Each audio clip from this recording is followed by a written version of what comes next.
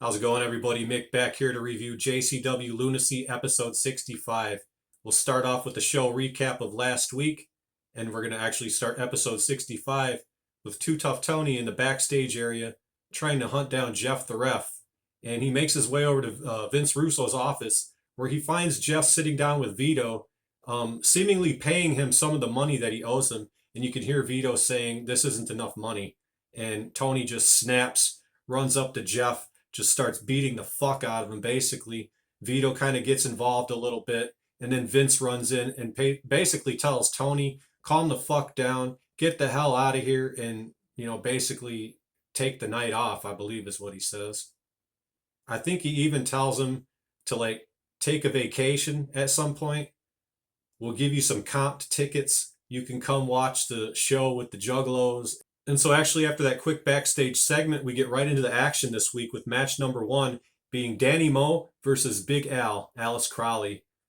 Big Al being the women's showrunner, she comes out and she makes a stipulation on the match stating that this is a weapons match, but Danny Moe cannot use any weapons. Only Big Al can use the weapons. And she does that through the entire match. She basically just destroys Danny. I mean, Danny gets in some of her stuff as well, but it's basically all Big Al for the most part. I'd say it's like maybe a 70-30 split. That's just my take on it.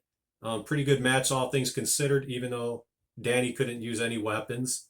The match ends basically with Big Al doing a really nice DVD Death Valley driver onto the steel garbage can she brought into the ring, and she pinned Danny Moe.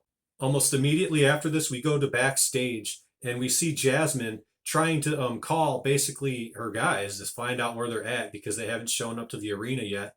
And all of a sudden, the door opens, and she thinks it's them, but instead it's Willie Mack. And Willie basically tells her that your guys ain't going to be making it tonight. They had car trouble over on the highway. They're not going to be here. And Jasmine, you better, kind of watch it tonight because Willie tells her straight up he plans on bending her ass over, putting her over his knee, and giving her a spanking that her daddy should have done long ago. So from there, we basically go to our first in-ring segment, and this is Vampiro and Madman Pondo coming out. Vampiro is basically out here to do two things. One of them is to set up a match with Madman Pondo versus Mosh Pit Mike, and he claims he wants this to be an extreme violence match. So that match will be happening in the near future here on tonight's show. Secondly, he wants to make a #1 contenders match for the JCW World Heavyweight Championship.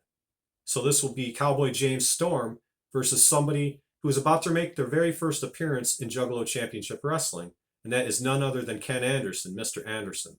So they come out there and they kind of do their little face-to-face and have a schmaz in the ring and whatnot. It's a last man standing match basically, but it's pinfalls and submissions. So that will be the main event for tonight. I would like to just say one thing about Vampiro too that I noticed when he was walking out, man, and this is something I appreciate. He takes time with the fans. He came up to a couple of them that were sitting at ringside. One of them I noticed had like a sealed toy, probably of Vampiro or something, and Vampiro actually signed it for him. So that was pretty cool, I appreciate that kind of a thing. Just to make a quick note on it. So next up, they're showing a preview for a movie that's coming out. It looks really good, actually. It's a horror movie. It looks like a zombie movie. You can kind of hear it in the background, I think, but I'm not going to show any video footage of it. Looks like a fucking awesome movie, man. Violent J's in this movie as well. Okay, I need to interview this guy. When's he going to wake up? What the hell's going on down here? I'm just going to kind of leave the volume right here. See if you can hear it. I can't wait to see this movie. Looks like it's going to be gory as fuck, too. I'm looking down at the screen while I'm, Ooh, shit. Oh, shit, here it goes. Chills, a little bit. Yeah, this is going to be a good one, guys. They've been advertising this the last few weeks. I don't know if I've mentioned it, but I'm mentioning it this time. I plan to face this crisis dead drunk before I just wind up dead. Only in Bunker Heights. Bunker Heights is the name of the movie. bunkerheights.com if you guys are curious enough. Next thing I'm going to quickly talk about that happened on this show is a segment in which they showed Violent J. He's claiming that he had to buy ad space to appear on his own show. So it's pretty good promo that he's doing. It's a good video spot, and I'm just going to show it to you guys the best I can. How wild this is. How wild this is. I had to purchase time to be heard on my own show. I had to buy the time to have my voice heard and my face seen on JCW Lunacy. How sick is that? Big Vito, I should have known, and I blame nobody but me. I should have known that you were just a maggot. You're not a dragon. You're not a don. You're just a maggot, and I should have known. And who do you work for? A man I trusted. A man I believed in. A man I told my partner. He's got to have faith in us. He's got to believe in us. And I'm talking about you, Vince Russo. You say you're doing this for me. You say you're doing this for JCW. Let me ask you something. If you were to come in and blow this company up and make it #1 rated wrestling show in the country, how good would I feel about that? Knowing I had nothing to do with it. How could I celebrate that? Knowing I was no part of its success. I'm still here, and I'm going to find a way in. And I'm going to find a way to grab both of you and merge your heads into one, and then knock it off my planet, which is JCW. The next matchup is Madman Pondo versus Mosh Pit Mike, who is coming out as Mike Claus because this was filmed still around Christmas time. They are a few episodes behind in their tapings, so this was around Christmas time, last night's episode. This match was an extremely violent and disgusting and bloody match, and it was awesome. So Madman Pondo used his saw blade on a stick. He scraped it right across fucking Mike's forehead, used like a screwdriver or some kind of a blunt object, and just really went to town on him, man, just bludgeoning him and bloodening him up. Just an overall vile match, and I loved it. I love these kind of matches. Madman Pondo ends up winning. He sets up like a makeshift table out of 2 chairs, and then uses like, I don't know, like a huge ass metal sign or something as the actual flat table part. Puts a bunch of like glass Christmas ornaments on it. Takes fucking Mosh Pit Mike, who's on the top rope, I believe, and he basically like slams him off the top rope onto this fucking makeshift table full of glass ornaments and shit like that, and wins the match 1, 2, 3. So that's that. Good hardcore match. Next up is a backstage segment, which I'd like to show you guys on video the best I can, because it involves one of my favorite guys since watching this company, and I'm glad to see him on TV again. So this is a segment between Luigi Primo and Big Vito, where Big Vito approaches Luigi backstage and tells him he needs a couple of pizzas made. And this was just a really good segment for me. You know, I loved this one. Both these guys are 2 really good characters, in my opinion. Oh my God, pizza guy.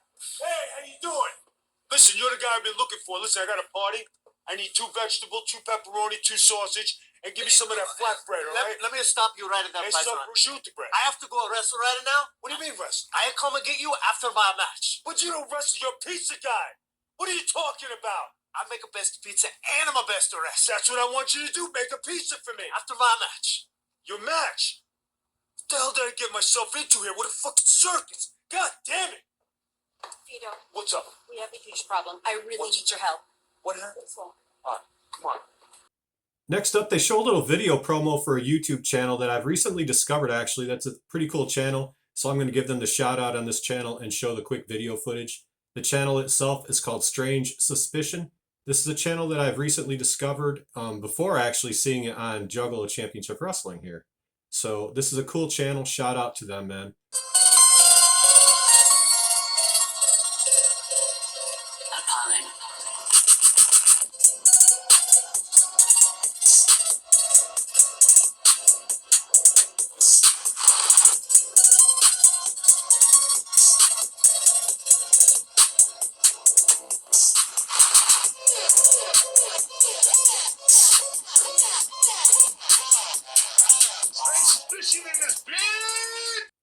Match number 3 is Jeeves versus Luigi Primo versus Stephen Flo versus Disco Ray versus Broke Ass Brever Wellington versus Facade. So a few of these guys I've never seen wrestle before. This is the first time. This is a 6-man scramble for the #1 contender for the American Championship. So basically, they're going to start this match off. They show Jeeves and the ring rat backstage, and neither one of them know where Caleb Conley is at. The ring rat makes reference that she hasn't received a dick pic in a while, so she doesn't know where he's at, and neither one of them know. So she's going to accompany Jeeves out to the ring tonight. As they're walking to the ring, Jeeves grabs a fan sign that's sitting front row, and he basically just fucking tosses it like a frisbee, which was kind of funny.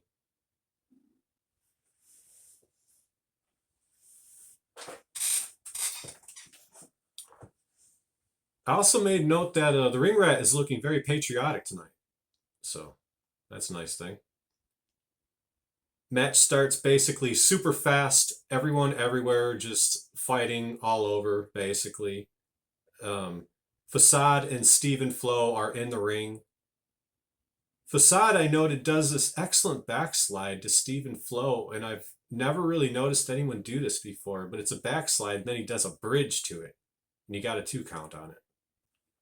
So then Luigi Primo ends up making his way into the action there, and Facade and he are going back and forth, and he gets Luigi Primo into like a heel hook type of a thing, and this entire time Primo is in the heel hook, he's just kneading his dough, his pizza dough, and like putting it between his legs, and funny as hell actually, and he actually ends up getting out of this heel hook, using his pizza dough to his advantage as a weapon, which is cool. He uses it in a cool way, not in some stupid way, man. I'm telling you, Luigi Primo is a very innovative wrestler. I'm saying it, very innovative, the way he uses his pizza pie to, attack his opponents with. Jeeves eventually stops Luigi's momentum with a good kick to the fucking nuts. Disco Ray and Jeeves have a couple of comedy spots, but then everybody has to get in on the comedy spot, and they do this particular spot that I thought was just dumb. I'm just going to say it. I think it's dumb. They all grabbed hands and just, I don't like that kind of thing in wrestling. That's just my personal opinion. It's all right if they do it. Everybody else likes it. That's cool. It's just one of the things I don't personally enjoy. I like comedy to an extent, but I don't like all the choreographed, like, cooperative comedy shit like that right off. Just my personal flavor. So then we're to the point of the match where Stephen Flo starts running wild a little bit, and he does 2 really nice stage dives. One of them in the ring, one of them to the outside of the ring, but then I think he does like another dive, and he ends up hurting his knee like really bad, like legit. They made comment of it, like he just stayed off camera the rest of the match, and they said that they were helping him to the back and stuff like that. So I think Stephen Flo legitimately hurt his knee, and that sucks. I hope he is okay.